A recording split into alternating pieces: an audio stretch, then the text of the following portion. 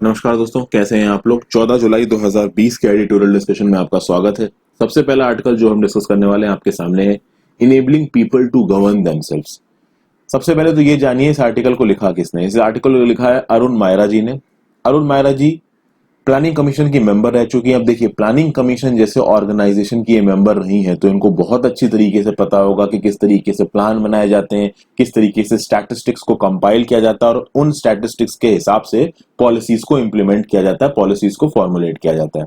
अगर यहाँ पे ये कुछ बता रही हैं तो उसमें जोर है। और खास बात, सबसे पहले तो इन्होंने जो ग्लोबल इंस्टीट्यूशंस हैं, जो नेशनल इंस्टीट्यूशंस हैं, जो कि कंट्रीज में ऑपरेट करते हैं, जो कि ग्लोबल लेवल पे ऑपरेट करते हैं, उनकी खामियों को बताया है। और उनकी खामियों को दूर करने के लिए local government as an option की तरह इन्होंने सामने रखा है। साथ साथ और भी कुछ इकोनॉमिस्ट की थ्योरी जिसके हिसाब से लोकल गवर्नमेंट इज द पेनाशिया, इसके बारे में इन्होंने बात की है, तो ये हम देखेंगे। अगला जो आर्टिकल है दोस्तों, to whom so ever it may concern in the Indian National Congress. देखिए, इस आर्टिकल में बात हो रही है कि कैसे भारतीय जनता पार्टी को पीछे करने के लिए या कंपटीशन देने के लिए इंडियन नेशनल कांग्रेस अपने अंदर की खामियों को दूर कर सकती है। अब देखिए, भारतीय जनता पार्टी और Indian National Congress specific political पार्टियों की बात हो रही है। इस एज अ सिविल सर्वेंट आपको इस चीज पे ध्यान नहीं देना चाहिए। हाँ, कोई अपनी नॉलेज के लिए देख रहा हो न्यूज़पेपर तो वो इस आर्टिकल को पढ़ ले, बट वैसे मैं आपसे बोलूंगा नहीं कि आप आर्टिकल को पढ़ो, चूंकि इससे देखिए व्यू पॉइंट बैठते हैं। जब भी बीजेपी और इंडियन नेशनल कांग्रेस के हिसाब से आप किसी पॉलिसी को देखते हो ना, तो आपके दिमाग में व्यू पॉइंट्स आते हैं। इन व्यू पॉइंट्स को रखना सही नहीं है, इसलिए मैं इस आर्टिकल को डिस्कस नहीं कर रहा हूं। नेक्स्ट है a crisis in the pause. ये क्या है?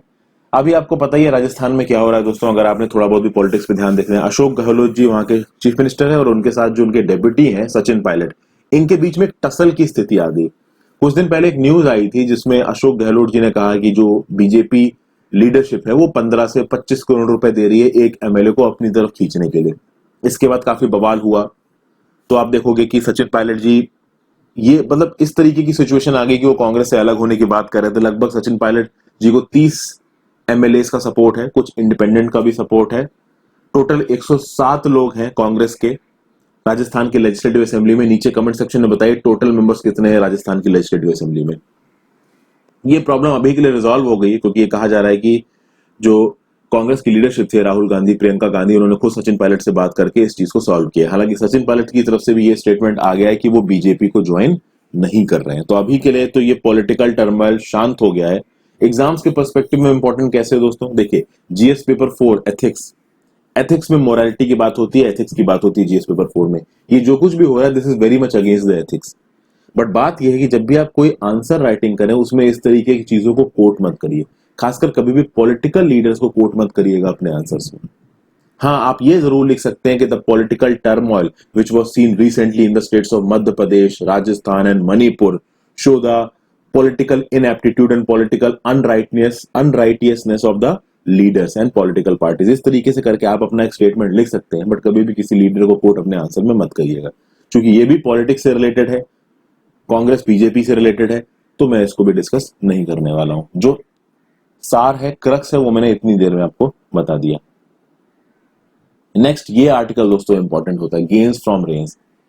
इस साल का जो मॉनसून आया है, देखिए मॉनसून जून, जुलाई, अगस्त और कुछ हद तक सितंबर में भी रहता है। अब जून में शुरुआत होती है मॉनसून की, और मॉनसून की शुरुआत के हिसाब से जो फार्मर्स हैं वो अपने बीज वगैरह बोते हैं खरीफ क्रॉप्स के लिए। अब इस बार का मानसून है वो पिछले कुछ सालों के मानसून से काफी अच्छा है। कुछ स्टैटिस्टिक्स दिए हैं, उन स्टैटिस्टिक्स को हम लोग इस आर्टिकल में देखेंगे। तो ये आर्टिकल मैं आपको समझाऊंगा किस तरीके से हम मानसून के साथ हमारी इकोनॉमी जुड़ी हुई है, हमारा एग्रीकल्चर जुड़ा हुआ है, ये मैं आपको बताऊंगा। और साथ साथ जो हमारा इंडियन मेट्रोलॉजिकल डिपार्टमेंट है, ये जो इंडियन मेट्रोलॉजिकल डिपार्टमेंट है, ये जो फोरकास्ट करता है कि मानसून कब आएगा, कितनी बारिश होगी, इसको और इंप्रूव करने की बात कही गई है इस आर्टिकल में। तो इस आर्टिकल को देखेंगे। फिर नेक्स्ट आर्टिकल है द पॉलिटिक्स ऑफ नेपोटिज्म। अब देखिए, इस पॉलिटिक्स ऑफ नेपोटिज्म वाले आर्टिकल में मेरे को केवल एक चीज इंपॉर्टेंट लगी। एक जो पॉइंट यहाँ पे ऑथर ने बोला है, ये पॉइंट मुझे इंपॉर्टेंट लगा। बाकी एक दो जो और पॉइंट्स हैं वो बिल्कुल अनरियलिस्टिक हैं, बिल्कुल बकवास वाले पॉइंट हैं।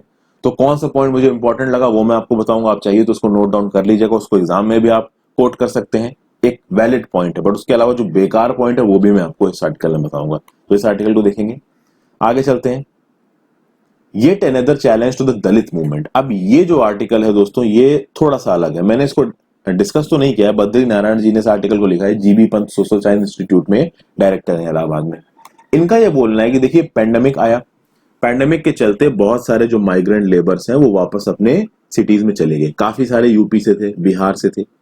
अब इनका यह बोलना है कि ये जो माइग्रेंट वर्कर्स हैं इसमें से मेजर जो हैं वो दलित कम्युनिटी के हैं, ओबीसी कम्युनिटी के हैं, बैकवर्ड कम्युनिटी के हैं। ऑथर यहां पे ये बोल रहे हैं कि जो कास्ट बेस्ड इश्यूज हैं, जो स्पेसिफिकली कास्ट बेस्ड दलित मूवमेंट चलता है, इस दलित मूवमेंट को धक्का लगा है इस पैंडेमिक से। तो चूंकि पैंडेमिक में एक अलग ही तरीके की प्रॉब्लम हमारे सामने आ रही है, एक अलग ही तरीके का इश्यू हमारे सामने आ रहा है, तो हम दलित इश्यूज को स्पेसिफिकली नहीं उठा सकते, ये ऑथर यहां पे बोल रहे हैं। कुछ हद तक मुझे इनका बोलना सही नहीं लग रहा है, क्योंकि देखिए लोग मर रहे हैं कोरोना पैंडेमिक के चलते। दलित कॉन्शियसनेस बिल्कुल जरूरी है, लेकिन जब एक बहुत बड़ा जो सेक्शन है हमारी सोसाइटी का वो हेल्थ इश्यूज से डील कर रहा है, उस समय पे इस तरीके की कास्ट बेस्ड आइडेंटिटीज को उठा के सोसाइटी को बांटने की बात करना, ये मेरे हिसाब से मुझे उतना सही लगा नहीं। ठीक है, इस तरीके की चीजों को आप अपने एग्जाम में कोट करिएगा भी मत।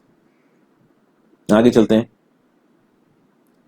The club of virus deniers. यहां पे बात की गई है कुछ उन ऐसे लीडर्स की जिन्होंने पैंडेमिक को गलत तरीके से हैंडल किया अपनी कंट्री में। जैसे सबसे पहले यहां पे बात की जा रही है ब्राजील के जेर बोल्सोनारो की। तो ब्राजील के प्रेसिडेंट जेर बोल्सोनारो ने किस तरीके से पैंडेमिक का जो हैंडलिंग है वो गलत करी, और कुछ ऐसे ही और एग्जांपल्स और देशों के, उनको भी यहाँ पे कोट किया गया। क्या उन्होंने गलतियां की, किस चीज को उन्होंने ज्यादा प्रायोरिटी दी, वरीयता दी, और किस चीज को उन्होंने कम प्रायोरिटी दी, ये सब चीजों के बारे में यहाँ पे बात करी गई है दोस्तों। तो ये सारे आर्टिकल्स हम लोग डिस्कस करने वाले हैं। सबसे पहला आर्टिकल जो हम लोग शुरू करने वाले हैं वो है enabling people to govern themselves with the pandemic showing up flaws in the governance institution, this is a better way for humanity to face challenges, to face new challenges. अब क्या है ये बेटर वे, इसको हम देखते हैं। यहां पे बोला ये जा रहा है कि जो दुनिया भर के ये गवर्नेंस इंस्टीट्यूशन है, ये कुछ हद तक फेल होते नजर आ रहे हैं। और अगर ये बोला जाए कि फेल होते नहीं नजर आ रहे हैं, तो उनका जो आर्किटेक्चर है, उस आर्किटेक्चर में कुछ फ्लॉज नजर आ रहे हैं, ऐसा यहां पे जो ऑथर है वो बोल रहा है। जैसे फॉर एग्जांपल जब कोरोना वायरस का पैंडेमिक आया, तो आप देखोगे एक देश के जितने सिस्टम्स होते हैं उसमें जितने भी सब सिस्टम होते हैं, जैसे कि देखिए एक देश को चलाने के लिए हेल्थ केयर की जरूरत होती है, लॉजिस्टिक की जरूरत होती है, बिजनेस की जरूरत होती है, फाइनेंस की जरूरत होती है, एडमिनिस्ट्रेशन की जरूरत होती है। अब कोरोना वायरस का पैंडेमिक आया, कोरोना वायरस के पैंडेमिक के चलते हेल्थ केयर पे बिल्कुल फोकस किया गया। उस हेल्थ केयर के चलते लग गया लॉकडाउन। लॉकडाउन में फाइनेंस बंद हो गया, बिजनेसेस बंद हो गए, लॉजिस्टिक भी बंद ही हो गया, सड़कों पे गाड़ियां आना बंद हो गई, पुलिस वाले डंडे मारने लगे। तो आपने एक फैक्टर पे ज्यादा ध्यान दिया और बाकी फैक्टर्स बंद हो गए।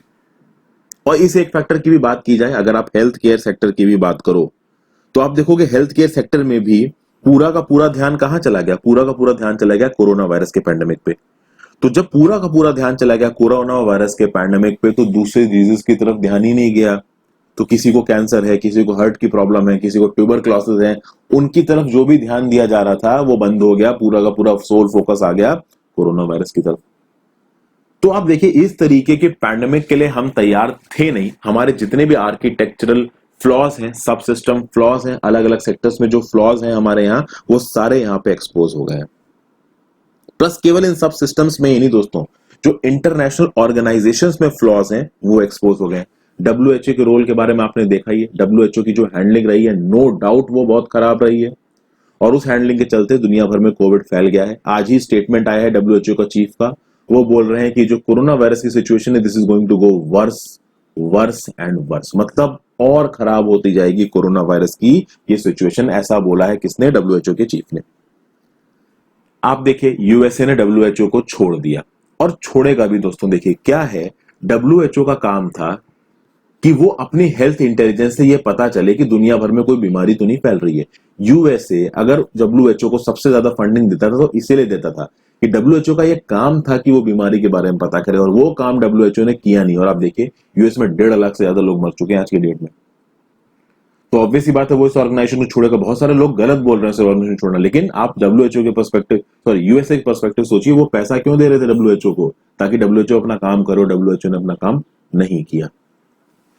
फिर और ऑर्गेनाइजेशंस की बात की जाए, देखिए आज से 400 साल पहले पार्लियामेंट्री डेमोक्रेसी नाम की कोई चीज नहीं होती थी। आज की डेट में आप देखते हो limited liability business corporation, private limited companies होती हैं, पार्टनरशिप की कंपनीज होती हैं, प्रोप्राइटर की कंपनीज होती हैं? क्या इस तरीके की कंपनीज, क्या इस तरीके के पार्लियामेंट्री डेमोक्रेसी वाले इंस्टीट्यूशंस 400 साल पहले थे? नहीं थे। अगर आप यूनाइटेड नेशंस ऑर्गेनाइजेशन की बात कर लो, अगर आप वर्ल्ड ट्रेड ऑर्गेनाइजेशन की बात कर लो, क्या इस तरीके के इंस्टीट्यूट्स आज से 100 साल पहले थे? नहीं थे। तो ये सब आए क्यों? ये सब इसलिए आए ताकि पूरी दुनिया भर में मैनेजमेंट अच्छी तरीके से हो सके, ग्लोबल लेवल पे मैनेजमेंट अच्छी तरीके से हो सके। लेकिन जैसे ही हमने ग्लोबल लेवल पे मैनेजमेंट दिखा, हमें एक फंडामेंटल फ्लॉ नजर आया। हमें यह नजर आया कि ग्लोबल लेवल पे ये गवर्नेंस इंस्टीट्यूशंस जो भी नियम कानून लेते हैं, जरूरी नहीं है कि वो लोकल लेवल पे सक्सेसफुल है। इनफैक्ट ग्लोबल लेवल पे जो भी डिसीजन लिया गया वो एक कंट्री के लेवल पे सक्सेसफुल होगा, इस बात की भी कोई गारंटी नहीं है। तो यूनाइटेड नेशंस पे अगर कोई डिसीजन लिया गया वो इंडिया के लिए यूजफुल होगा, इस बात की कोई गारंटी नहीं है। आगे बढ़ते हैं। जो 17 सस्टेनेबल डेवलपमेंट गोल्स है ना दोस्तों यूनाइटेड नेशंस के, वो ये बताते हैं कि पूरी दुनिया भर में चैलेंजेस क्या है, नो डाउट। और इन ग्लोबल चैलेंजेस को ह्यूमैनिटी को एड्रेस करना है बिल्कुल अर्जेंटली, क्योंकि ये सिस्टमैटिक चैलेंजेस हैं। और खास बात ये कि ये जितने भी सिस्टमैटिक चैलेंजेस हैं ये एक दूसरे के साथ जुड़े हुए हैं। तो चाहे आप इकोनॉमिक चैलेंजेस की बात कर लीजिए, चाहे आप एनवायरमेंटल चैलेंजेस की बात कर लीजिए, चाहे आप सोशल इश्यूज की बात कर लीजिए, इन तीनों तरीके के चैलेंजेस को आप सेपरेटली नहीं देख सकते, इंडिविजुअली नहीं देख सकते। आपको इन तीनों तरीके के चैलेंजेस को कंबाइन करके देखना पड़ेगा। जब आप इनको कंबाइन करके देखोगे तब आप चीजों को ज्यादा अच्छी तरीके से सॉल्व कर पाओगे। और ये बात हमें किसने बताई? ये बात हमें बताई इस कोरोना वायरस के पैंडेमिक ने। A good solution to one can create more problems for other. तो एनवायरनमेंट की फील्ड में अगर आप कुछ अच्छा करने को जाओगे तो इकोनॉमी में नुकसान होगा। इसीलिए आपको तीनों को अपने प्लानिंग फेज पे ही, चाहे वो ग्लोबल लेवल की प्लानिंग हो, चाहे वो नेशनल लेवल की प्लानिंग हो, चाहे वो लोकल लेवल की प्लानिंग हो, आपको सबको साथ करके देखना पड़ेगा। अभी भी बहुत सुपरफिशियल सी बातें हो रही, मैं थोड़ा और डिटेल में जाता हूं, चीजें समझ में आएंगी आपको। तो इस पूरे पेज में जो कुछ भी लिखा है वो क्या बोल रहा है कि जितने भी एक्सपर्ट हैं अलग अलग फील्ड में, वो अपने फील्ड में जो कुछ भी रिसर्च कर रहे हैं, जरूरी है इस रिसर्च को कंसोलिडेट किया जाए और एक दूसरे के साथ मिला के देखे जाए ग्लोबल लेवल पे। क्योंकि जब हम इन रिसर्चेस को ग्लोबल लेवल पे मिलाएंगे तो हम सिस्टमैटिक प्रॉब्लम्स को समझ पाएंगे। और एक खास बात दोस्तों ये है, जब भी आप पूरी रिसर्च को ग्लोबल लेवल पे कंबाइंड तरीके से देखते हैं, एनालाइज करते हैं, सिस्टमैटिक तरीके से एनालाइज करते हैं, उसके बाद भी जब आप इनका सॉल्यूशन निकालोगे ना, वो solution specific conditions of each country के हिसाब से होना चाहिए। और सिर्फ कंट्री नहीं, उस कंट्री की जितनी अलग अलग लोकेलिटी है, प्रोविंशियल यूनिट्स हैं, वहां के एनवायरमेंट के शेप के हिसाब से, वहां की सोसाइटी के कंडीशन के हिसाब से होना चाहिए। तो जरूरी नहीं है कि जो सॉल्यूशन आपने केरला के लिए देखा वो लद्दाख में भी एप्लीकेबल हो, जो चीज आपने विस्कॉन्सिन के लिए देखी वो टोक्यो के लिए भी अवेलेबल हो, क्योंकि टोक्यो में और विस्कॉन्सिन में जो सोसाइटी का पैटर्न है वो अलग है, वहां का एनवायरमेंट अलग है। Same for Kerala and Ladakh. तो भले ही आप ग्लोबल लेवल पे आपस में डिस्कशन कर रहे हैं, एनालिसिस कर रहे हैं और गलतियों का सॉल्यूशन ढूंढ रहे हैं, बट उन सॉल्यूशन को इंप्लीमेंट करने से पहले आप जहां पे इंप्लीमेंट कर रहे हैं वहां की लोकल कंडीशंस को देखना पड़ेगा। और इसके लिए जहां पे आप इंप्लीमेंट कर रहे हैं वहां के लोकल लोगों का आपको सपोर्ट लेना पड़ेगा। तो बिना लोकल लोगों के सपोर्ट के अगर आप सॉल्यूशंस को इंप्लीमेंट करेंगे तो भाई वो सक्सेसफुल होने वाले नहीं है। जिन लोगों के लिए वो सॉल्यूशन लेके आया गया है उनको ये लगना चाहिए कि हाँ भाई this is the right one for them, क्योंकि उनको ही पता है कि उनके पास एक्चुअली में प्रॉब्लम क्या है। जो जगह पे रह रहा होगा उसको ज्यादा अच्छी तरीके से पता होगा कि वहां पे प्रॉब्लम क्या है, ना कि आउटसाइड एक्सपर्ट्स को पता होगा कि प्रॉब्लम क्या है। तो ये जो लोकल लेवल पे लोग हैं, they must be active contributors of knowledge for and active participants in the creation of the solutions. आपको लोकल लेवल के लोगों को पार्टिसिपेशन में लेना पड़ेगा, ठीक है।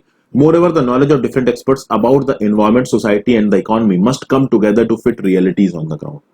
तो भैया अलग अलग फील्ड्स में जो भी एक्सपर्ट हैं वो अपनी नॉलेज को पॉलिटिकल एग्जीक्यूटिव्स को दें और फिर उसको इंप्लीमेंट करने से पहले लोकल लेवल पे जाके लोगों से बात करें, वहां की सोसाइटी को देखें, एनवायरमेंट को देखें, इकोनॉमी को देखें और फिर उसको ग्राउंड पे इंप्लीमेंट करें।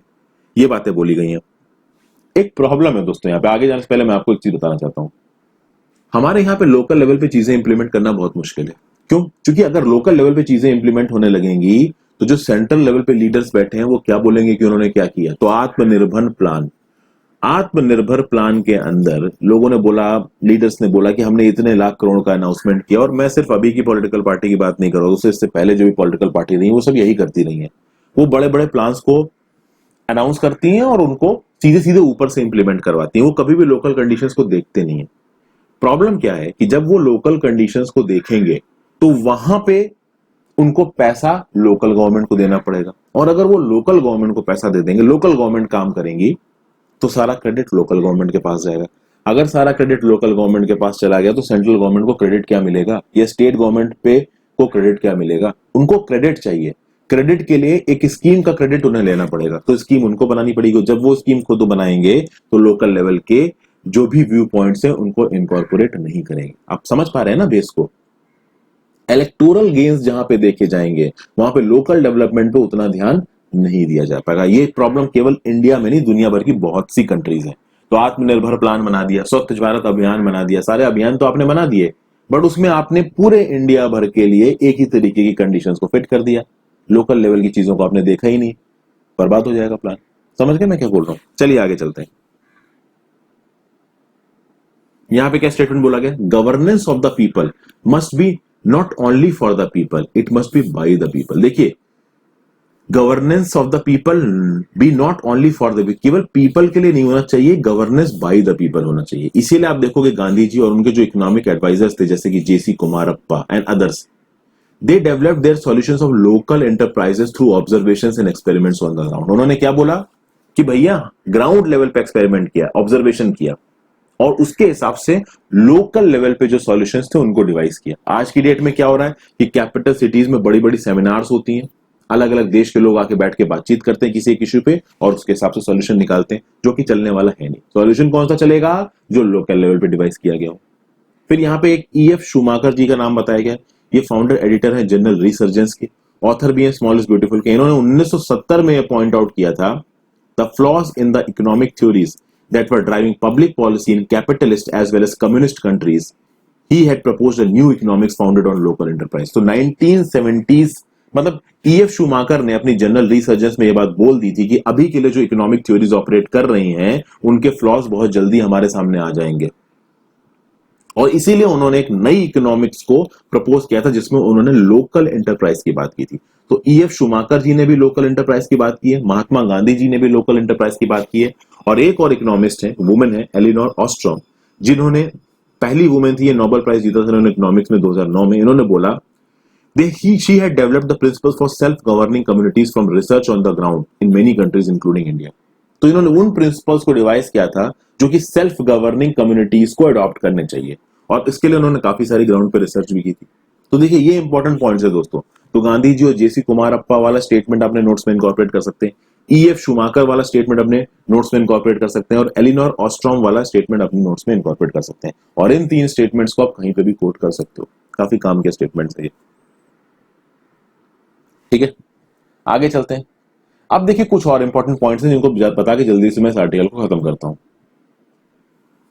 यहां पे ऑथर सम अप इस तरीके से कर रही है कि जब हमको यह पता है कि local government is the solution, तो हम लोकल गवर्नमेंट कर क्यों नहीं रहे? एक तो रीजन मैंने आपको यह बताया कि पॉलिटिकल गेन्स, उसके लिए नहीं कर रहे हैं, वो मैंने खुद आपको बताया। दूसरा यह कि देखिए इंडियन एडमिनिस्ट्रेटिव सर्विसेज, जिस एग्जाम की आप तैयारी कर रहे हैं ज्यादातर लोग, अगर मान लीजिए इंडियन एडमिनिस्ट्रेटिव सर्विसेज बन के आप कहीं पे जाके काम करते हो, ये जो ऑथर है वो बहुत सारे इंडियन एडमिनिस्ट्रेटिव सर्विसेज ऑफिसर्स के टच में रही है।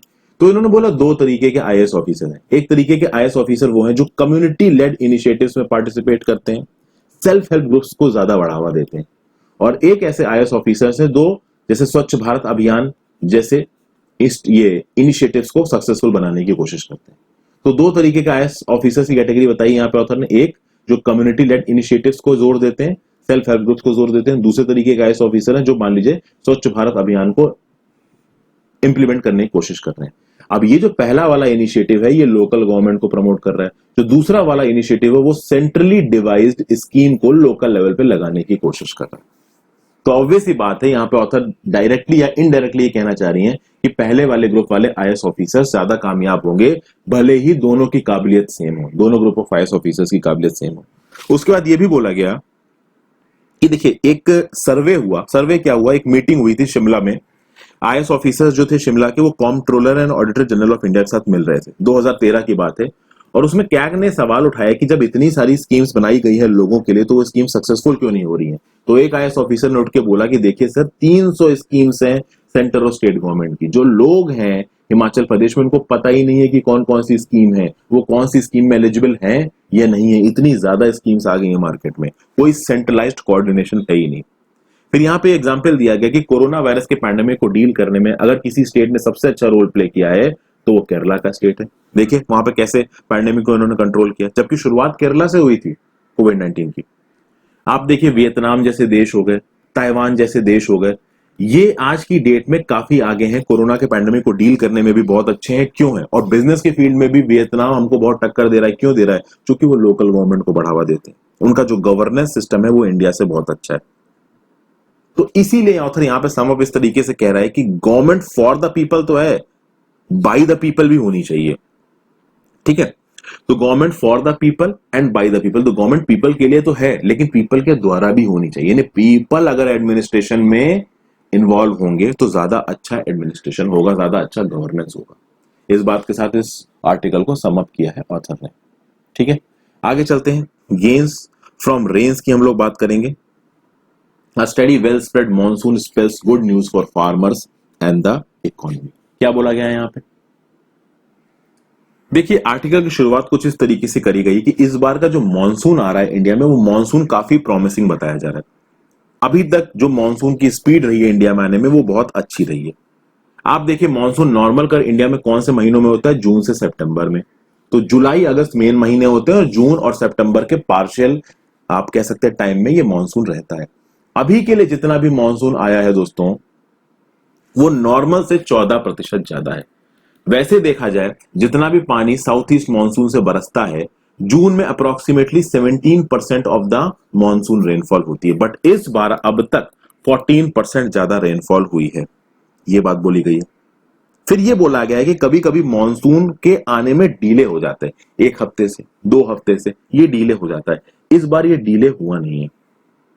ठीक है, तो मॉनसून समय पे आया है। फिर यह बोला गया है कि देखिए जब भी मॉनसून आता है मॉनसून अपनी जर्नी को 2 एक्सट्रीमिटीज ऑफ द कंट्रीज से शुरू करता है। एक ब्रांच नॉर्थ वेस्ट जाती है केरला से और दूसरी बे ऑफ बंगाल ब्रांच होती है जो कि इंडिया में साउथ ईस्ट से घुसती है। दोनों ब्रांचेस मैं आपको मैप में दिखाता हूं। यहां देखिए दोस्तों जो साउथ वेस्ट मॉनसून आता है वो कुछ इस तरीके से आ रहा होता है। अब एक ब्रांच यहां केरला के कोस्ट से टकरा के सीधे ऊपर की तरफ जाएगी, इस तरीके से आके टकराएगी हमारे वेस्टर्न कोस्ट से, और हमारे ये जो पेनिनसुलर इंडिया है और जो हमारा इंडियन सब कॉन्टिनेंट है इसके ऊपर उड़ेगी। देखिए यहां उड़ रही है, यहां तो खैर अरावली हिल्स हैं तो इसके पैरेलल ये साउथ वेस्ट मानसून बारिश करता नहीं है। दूसरी ब्रांच कट के बे ऑफ बंगाल की तरफ से आएगी। ठीक है, ये बे ऑफ बंगाल वाली ब्रांच जब नॉर्थ ईस्ट वाले इलाके में घूम के पहाड़ों में फंसेगी तो मेघालय के आसपास काफी बारिश करेगी। ठीक है, तो इस तरीके से होता है दोस्तों। तो 2 ब्रांचेस बनती है साउथ वेस्ट मानसून की, एक ब्रांच जो अरेबियन सी की तरफ से आती है और एक ब्रांच जो बे ऑफ बंगाल की तरफ से आती है, और ये दोनों ब्रांचेस आगे जाके यहां कहीं पे आपस में मिल जाती हैं। ये होता है आपका मानसून का तरीका। अब आप देखिए ये बोला जाता है कि जो मानसून करंट्स है वो 15 जुलाई तक पूरी ताकत के साथ हमारे इंडियन मेनलैंड पे आते हैं, और 15 जुलाई तक आते आते वो दोनों करंट्स एक दूसरे के साथ मिल जाते हैं। लेकिन होता यह कि नॉर्मल कर केसेस में कोई ना कोई प्रॉब्लम हो जाती है, उस प्रॉब्लम के चलते जो हमारा मानसून है वो डिले हो जाता है। ये बात बोली गई। इस बार मानसून डिले नहीं हुआ है, बताता हूं कैसे। मानसून की टेक्स्ट बुक डेट है 1 जून की, लेकिन कभी भी 1 जून को मानसून आता नहीं है। इस बार ऐसा हुआ है कि मानसून टेक्स्ट बुक डेट 1 जून को आ गया है। अब ये चीज थोड़ी सी आप कह सकते हैं कि एस्टॉनिशिंग बोल लीजिए। क्यों एस्टॉनिशिंग बोल लीजिए? पहली बात तो ये थी कि इस बार पे ये प्रिडिक्ट किया गया था कि मॉनसून लेट होगा। क्यों लेट होगा? उसके रीजंस थे साइक्लोन अम्फन और अंडमान सी में जो लो प्रेशर सिस्टम बना था। यहां पे देखिए इस फिगर में देखिए दोस्तों, ये रहा आपका अंडमान सी। आपका थाईलैंड है ना, उसके वेस्टर्न कोस्ट पे आता है अंडमान सी। इधर आपको दिख रहा है बे ऑफ बंगाल, यहां कहीं से आपको साइक्लोन अम्फन निकला था। तो ये जो पूरा इलाका है दोस्तों इसमें बहुत सारे लो प्रेशर सिस्टम्स बन रहे थे। तो कहा जा रहा था कि जो साउथ वेस्ट विंड्स हैं वो इस लो प्रेशर विंड की तरफ ज्यादा, लो प्रेशर सिस्टम की तरफ ज्यादा अट्रैक्ट होंगी, तो इंडियन सब कॉन्टिनेंट पे जो मानसून पहुंचेगा वो थोड़ा देरी से पहुंचेगा। ऐसा प्रिडिक्ट किया था इंडियन मेट्रोलॉजिकल डिपार्टमेंट ने। वो प्रिडिक्शन गलत हो गई और मानसून हमारे पास सही समय पे आ गया। चलिए ये बात अच्छी है। दूसरा फैक्टर यहां पे जो बताया जा रहा है, The second factor was the record pace at which the monsoon covered the country। यानी बोला गया कि इस बार जो पूरी कंट्री को मानसून ने कवर किया है बहुत सही टाइम पे किया है। देखिए जब भी मानसून आता है हमारे देश में, तो जो इंडियन मेट्रोलॉजिकल डिपार्टमेंट है वो क्या है, वो भैया अलग अलग सिटीज में कब मानसून का ऑनसेट होगा, कब विड्रॉवल होगा, इस चीज को पब्लिश करता है। क्यों पब्लिश करता है? क्योंकि उन सिटीज में और उसके आसपास के इलाके में जो फार्मर्स हैं वो अपनी क्रॉप्स के सीड्स उस हिसाब से लगा पाए, अपनी हार्वेस्टिंग को एडवांस में प्लान कर पाए। इसलिए आप देखोगे फार्मर्स इंडियन मेट्रोलॉजिकल डिपार्टमेंट के जो वेदर प्रेडिक्शंस आते हैं उनको काफी ध्यान देते हैं। ओके, अब यहां पे देखिए एक फैक्टर लिखा हुआ है, according to this the monsoon covered India's northern and western borders no later than 8 July as opposed to the previous historical date of 15 July. This year however the monsoon broke even then speed limit and covered the country by 25 June. यानी ये बोला जा रहा है कि history में देखा जाए तो जुलाई 15 आते आते सारे नॉर्दर्न और वेस्टर्न बॉर्डर्स को कवर करता था ये मॉनसून। यानी कि ये जो पूरा नॉर्दर्न बॉर्डर है हमारे देश का और ये जो पूरा वेस्टर्न बॉर्डर है, यहां तक मॉनसून को पहुंचने में लमसम 15 जुलाई तो लगी जाता था। बहुत जल्दी पहुंचा तो 8 जुलाई। इस बार 25 जून को ही हमारे पूरे इंडियन लैंड को, खासकर हमारे नॉर्दर्न और वेस्टर्न बॉर्डर्स को मॉनसून ने पार कर दिया। यानी मॉनसून ने इस बार एक तरीके का रिकॉर्ड बनाया है। 25 जून तक मॉनसून पूरे कंट्री में आ चुका था और ये चीज 2013 से लेके अब तक देखी नहीं गई। पिछली बार देखी गई थी तो ये 2013 में देखी गई थी। देखा जाए तो जून में जो इस बार बारिश हुई है बहुत अच्छी हुई और फेयरली इवन डिस्ट्रीब्यूशन है। ऐसा नहीं कि किसी जगह पे बहुत ज्यादा हुई और किसी जगह पे बहुत कम हुई। कुछ छोटे मोटे हिकअप्स देखने को मिले हैं, जैसे फॉर एग्जांपल हमारा जो नॉर्थ वेस्ट इंडिया है, नॉर्थ वेस्ट इंडिया में जो बारिश हुई है वो लगभग 3% डेफिसिट के साथ हुई है। थोड़ा सा वहां पे कमी आई है। लेकिन आप देखोगे कि जो हमारा ईस्ट इंडिया है, जो हमारा साउथ इंडिया है, जो हमारा सेंट्रल इंडिया है, यहां पे बारिश 13 से 20% ज्यादा हुई है पिछले सालों से। तो ये बहुत सिग्निफिकेंट इंप्रूवमेंट है। हमारे नॉर्थ वेस्ट में तो वैसे भी बहुत ज्यादा एग्रीकल्चर नहीं होता। जो भी एग्रीकल्चर होता है दोस्तों वो हमारे नॉर्दर्न पार्ट में, ईस्टर्न पार्ट में और साउदर्न पार्ट में मानूंगा मैं। अगर पंजाब हरियाणा को आप नॉर्दर्न पार्ट में गिन रहे हो, नॉर्थ वेस्ट में नहीं गिन रहे हो तो। लेकिन अब बात यह है कि जब भी मानसून आते हैं, मानसून के बीच में बहुत सारे ब्रेक्स आते हैं। तो शुरुआत तो मानसून की बहुत अच्छी हुई। इस बात पे बहुत हद तक डिपेंड करेगा कि आगे मानसून कैसे आता है, क्योंकि जो मेन मानसूनी बरसात होती है वो होती है जुलाई और अगस्त में। और क्रॉप कैसी अच्छी होगी बुरी होगी वो डिपेंड करेगा कि मानसूनी बरसात जुलाई अगस्त में कैसी होती है।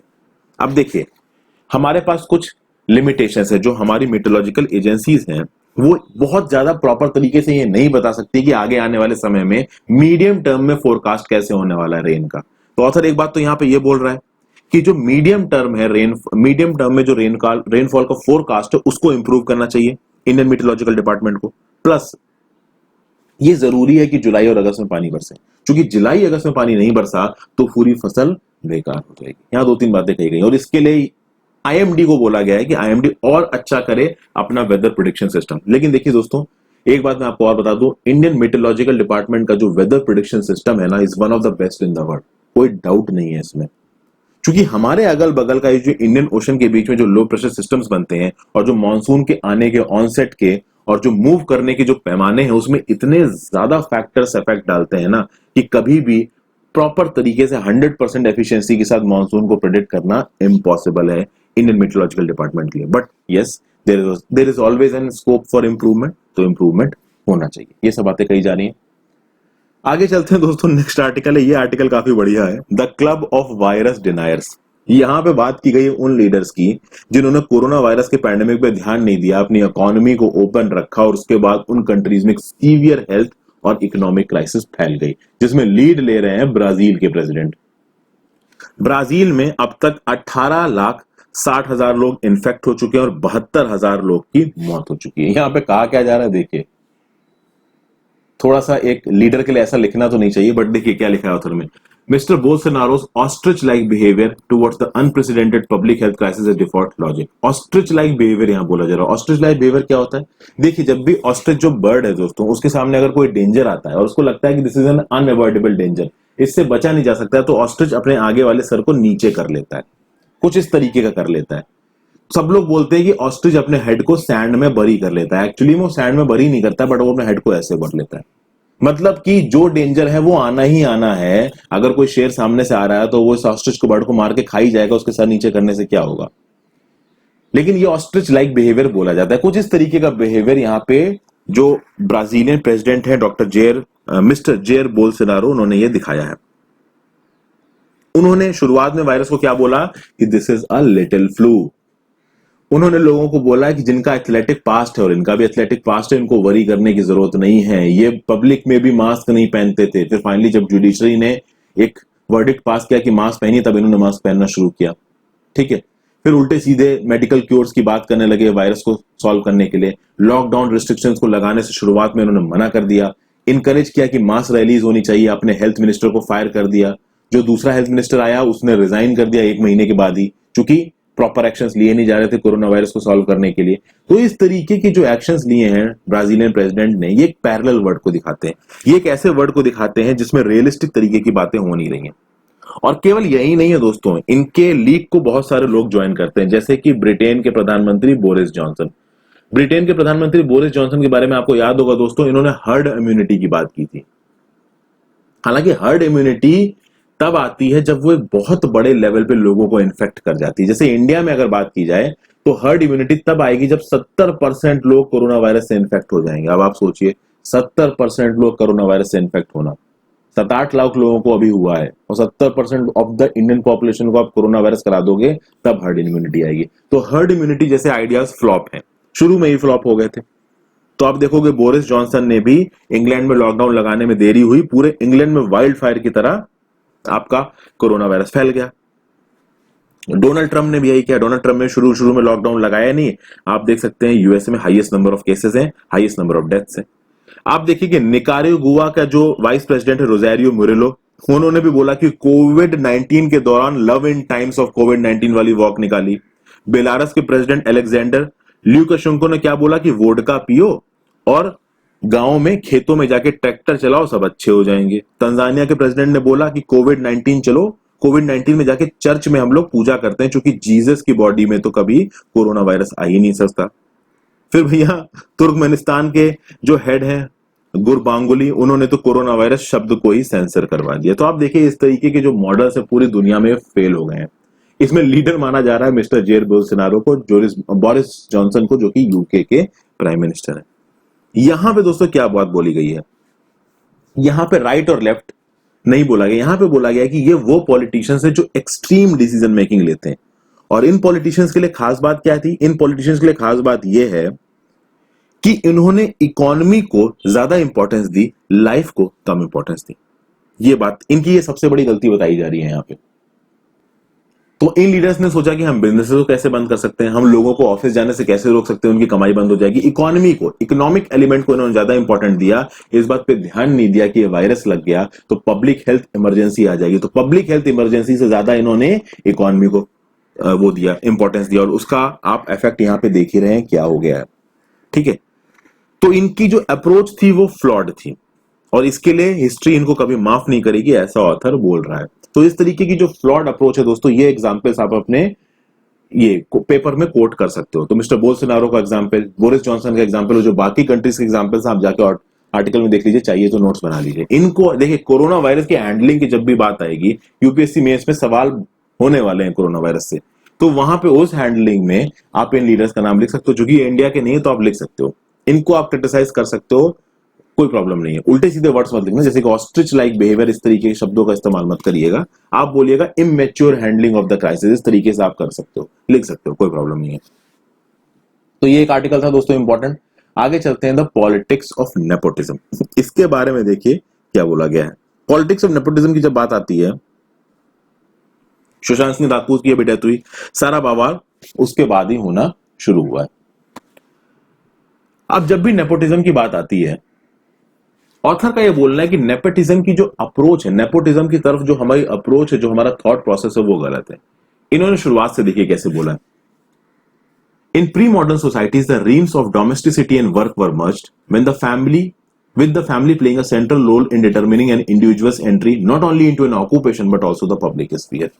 यानी कि शुरुआत में फैमिली एक इंपॉर्टेंट रोल प्ले करती थी, और आप देखोगे फैमिली के आधार पे एक इंडिविजुअल क्या काम करेगा, इस चीज पे हम लोग डिसीजन लेने लगे। तो आप इंडिया में भी देख सकते हो दोस्तों, कास्ट और क्लैन के आधार पे कितना कुछ हुआ। कास्ट के आधार पे आपने पूरी सोसाइटी को बांट दिया, ब्राह्मण, क्षत्रिय, वैश्य, शूद्र। तो भाई अगर लड़ाई करनी है तो क्षत्रिय करेगा, पूजा करनी है तो ब्राह्मण करेगा, खेती बाड़ी करनी है, बिजनेस करना है तो वैश्य करेगा, शूद्र को सारे गंदे काम दे दिए गए। तो भले ही शूद्र में कोई टैलेंटेड आदमी हो, वैश्य में टैलेंटेड हो, वो ऊपर नहीं आ सकता। ठीक है, वो नीचे वाले काम कर रहा है तो नीचे वाला ही काम करेगा। तो शुरुआत में ये चीज शुरू हुई फैमिली से और फिर कास्ट क्लैन तक पहुंच गई और उसके बेसिस पे हमने एक इंडिविजुअल की एंट्री को ब्लॉक कर दिया। आज की डेट में भी जो सोसाइटीज मॉडर्नाइज्ड हो गई हैं या फिर आप कह लीजिए इनसफिशिएंटली मॉडर्नाइज हो गई जैसे इंडिया, उसमें इस तरीके की टेंडेंसी आती है।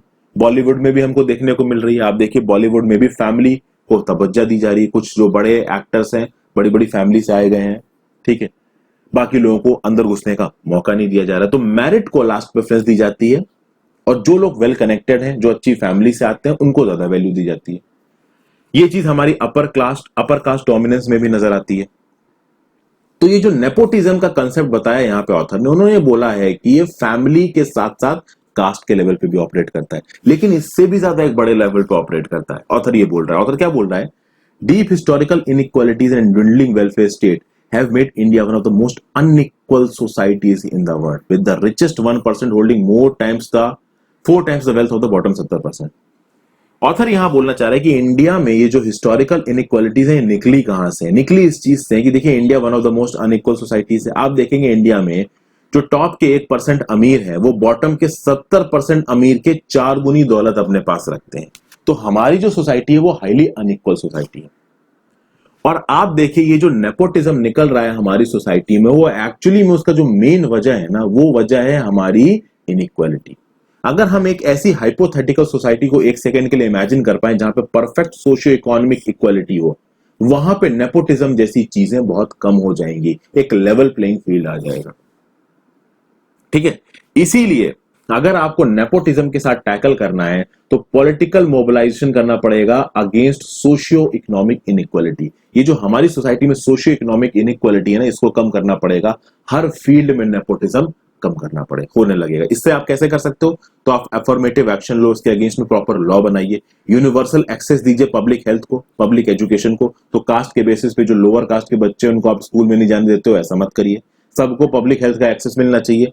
तो केवल अमीर जिसके पास पैसा है वही हॉस्पिटल में जाके इलाज करा पा रहा है, गरीब नहीं करा पा रहा है, ये चीज नहीं होनी चाहिए।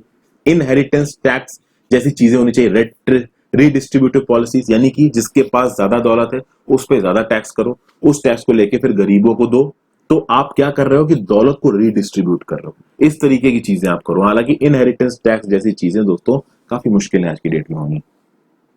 तो ये कुछ इंपॉर्टेंट पॉइंट्स यहां पे दिए। ऑथर ये भी बोल रहा है कि देखिए ये जो डिबेट हो रही है ये प्रिविलेज्ड वर्सेस नॉन प्रिविलेज्ड की डिबेट है, बट अभी के लिए जो सुशांत सिंह राजपूत के केस में जो डिबेट हो रही है वो आउटसाइडर वर्सेस इनसाइडर की है। आउटसाइडर वर्सेस इनसाइडर की डिबेट नहीं है, ये प्रिविलेज्ड वर्सेस नॉन प्रिविलेज्ड की डिबेट है ये। तो जरूरी ये है कि इस आउटसाइडर वर्सेस इनसाइडर की डिबेट को प्रिविलेज्ड वर्सेस नॉन प्रिविलेज्ड की डिबेट के फॉर्म में देखा जाए। तो ये एक इंपॉर्टेंट पॉइंट देखा मुझे इस आर्टिकल में, जो मैंने आपके साथ डिस्कस किया। उसके बाद देखिए बहुत बकवास भी लिख रखी है इस आर्टिकल में कि जो बॉलीवुड में जो टॉप के लोग हैं उन्होंने पॉलिटिकल पार्टीज के साथ अपने रिलेशन बना लिए, उनके साथ अच्छे रिलेशन थे इसलिए उनके खिलाफ कुछ हो नहीं रहा था। इस तरह की कुछ फालतू की बातें भी लिखी हुई हैं। फिर ये भी लिखा हुआ है कि अन्ना हजारे जी ने 2011 में एंटी करप्शन मूवमेंट किया। अब एंटी करप्शन मूवमेंट पहले भी था, 2011 के बाद भी एंटी करप्शन मूवमेंट था, 2014 के बाद से भी एंटी करप्शन मूवमेंट है। तो इस एंटी करप्शन मूवमेंट का फायदा उठा के बीजेपी पावर में आ गई और उसने इंडियन नेशनल कांग्रेस को हटा दिया। ये यहाँ पे ऑथर बोल रहा है। ये व्यू पॉइंट देखिए बहुत फ्लॉड व्यू पॉइंट है, कभी भी अपने आंसर्स में कोट मत करिएगा। डेंजरस व्यू पॉइंट से ही आपके नंबर कटवा देंगे व्यू पॉइंट। बस वही व्यू पॉइंट कोट करिए जो मैंने शुरुआत में अभी आपको बताया। तो यहाँ पे मैं इस आर्टिकल खत्म करता हूँ दोस्तों। आई होप आपको ये वीडियो पसंद आई होगी तो नीचे कमेंट सेक्शन में जरूर बताइएगा। Thank you for watching friends, have a great day.